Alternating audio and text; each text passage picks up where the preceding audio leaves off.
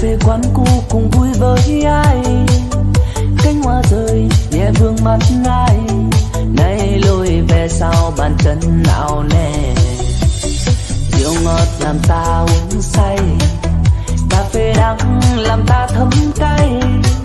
giấc chiêm bao chợt mơ thấy nhau,